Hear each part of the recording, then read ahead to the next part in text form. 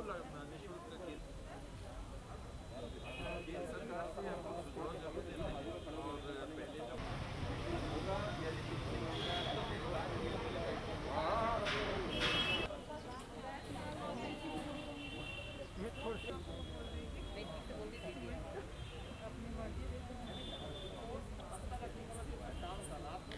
बात जो अधूरी सी रह गई थी कि उन्हें लगेगा कि नहीं लगता था कि चलिए दे रहे हैं।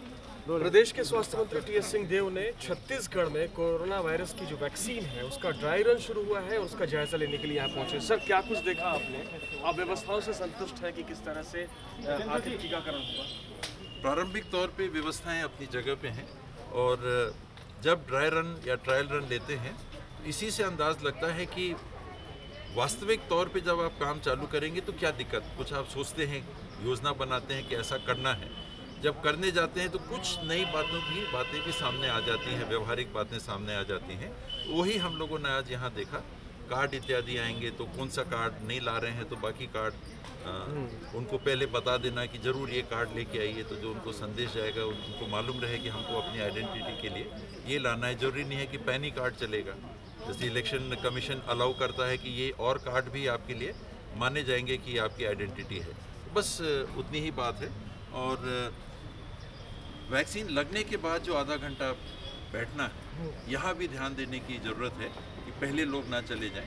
तो वो प्रबंधन ज़रूरी है कि जो इसको देखेंगे वो क्रम से लोगों को बैठाएं, 1 2 3 4 5 6 7 8 9 10 और एक पहले जाए आधे घंटे के बाद, फिर आधा घंटा हो गया फिर दूसरे जाए। थोड़ा सा उसको मेहनत का काम है। तो इसमें कोई स्क्रीनिंग भी होगी क्या वैक्सीन कराने के लिए जो आएगा कि पहले से वो इन्फेक्टेड तो नहीं है? नहीं, ये तो जैसे यहाँ पर एनालाइज़र रहेगा, यहाँ पर आप देखेंगे सैनिटाइज़र रहेगा, हाथ धोने की भी व्यवस्था है, ऑक्सीमीटर रखने की बात आई है आज। ये जैसे आपने पूछा ड्राई रन में क्या बात आती है, तो ये सोचा गया कि एक ऑक्सीमीटर भी रख लें।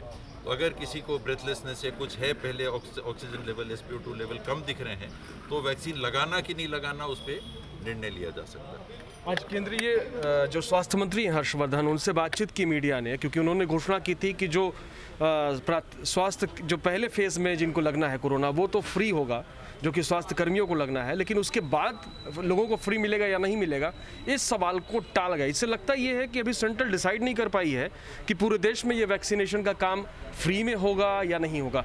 छत्तीसगढ़ के लोगों के लिए इस संदर्भ में आपका क्या कहना है? हम लोग तो बहुत मैं बड़ा सम्मान करता हूँ डॉक्टर साहब का, हर्षवर्धन जी का, और मुझे तो खुशी हुई थी कि चलिए देर से ही सही, लेकिन उनने घोषणा कर दी कि सबको निःशुल्क लगेगा। लेकिन फिर थाली परस के थोड़ी वापस खींच ली उनने, तो ये नहीं होना चाहिए। एक स्पष्ट निर्णय, देश की सरकार है, देश की सरकार इतना छोटा सा निर्णय एक बार में नहीं ले सकती। ये अच्छे संकेत नहीं देता है कि बार बार लोग पूछते हैं कैसे लगेगा, कैसे लगेगा, कैसे लगेगा, कौन पैसे देगा, पब्लिक अपने जेब से पैसे देगी कि राज्य सरकार देगी कि केंद्र सरकार देगी। जब राष्ट्रीय आपदा आपने घोषित की है और उसके लिए फंड्स भी एकत्रित किए हैं, और फंड्स छोड़िए उसके अलावा भी आपकी जिम्मेदारी बनती है कि सरकारों के पास पैसे किसके आते हैं। पब्लिक के पैसे तो आते हैं जो आप टैक्स के रूप में वसूल करते हैं, पब्लिक देती है, टैक्स देती है, तो उन्हीं के पैसे से आपको वैक्सीन उनको देनी है। इसमें सोचना क्या चाहिए? तो एक बार में घोषणा कर देनी थी। मुझे तो लगा था कि नए साल में डॉक्टर हर्षवर्धन जी ने वो काम कर दिया है, भले थोड़े देर से, लेकिन उतनी निराशा रह गई कि थाली परसी और फिर खींच ली।